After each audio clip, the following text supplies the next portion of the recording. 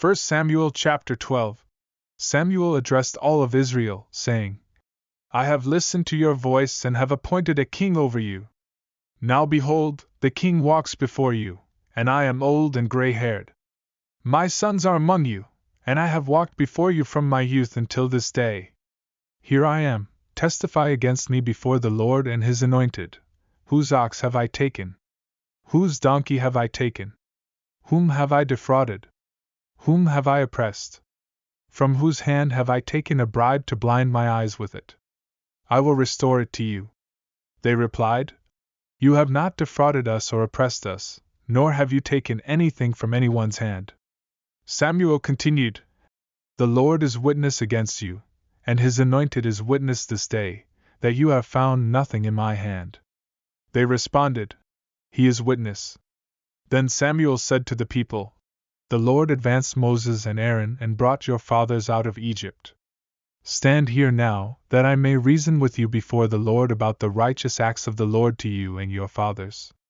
When Jacob and his descendants went to Egypt and cried to the Lord, he sent Moses and Aaron, who brought your fathers out of Egypt and settled them in this place.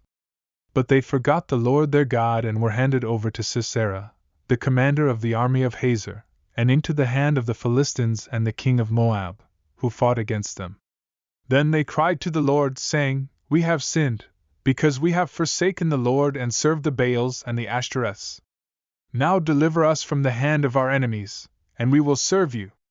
So the Lord sent Jerubbaal, Bedan, Jephthah, and Samuel, and delivered you from the hand of your enemies on every side, and you dwelt in safety. But when you saw Nahash king of the Ammonites coming against you, you said to me, No, but a king shall reign over us, when the Lord your God was your king.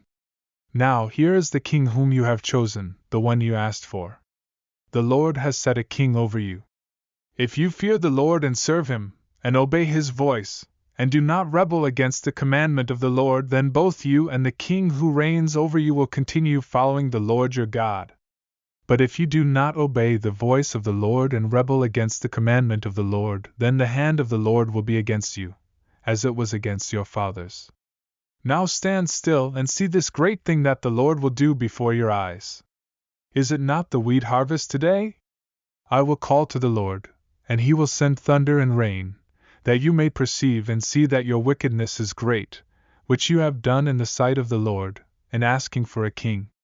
So Samuel called to the Lord, and the Lord sent thunder and rain that day, and all the people greatly feared the Lord and Samuel. They said to Samuel, Pray for your servants to the Lord your God, so that we will not die, because we have added to all our sins the evil of asking for a king. Samuel reassured them, Do not be afraid. Even though you have done all this wickedness, do not turn aside from following the Lord, but serve the Lord with all your heart.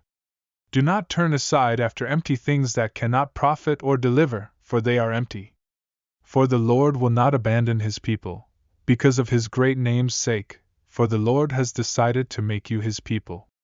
As for me, far be it from me to sin against the Lord by ceasing to pray for you. Instead, I will teach you the good and right way. Only fear the Lord and serve him in truth with all your heart, for consider what great things he has done for you. But if you persist in doing evil, both you and your king will be consumed.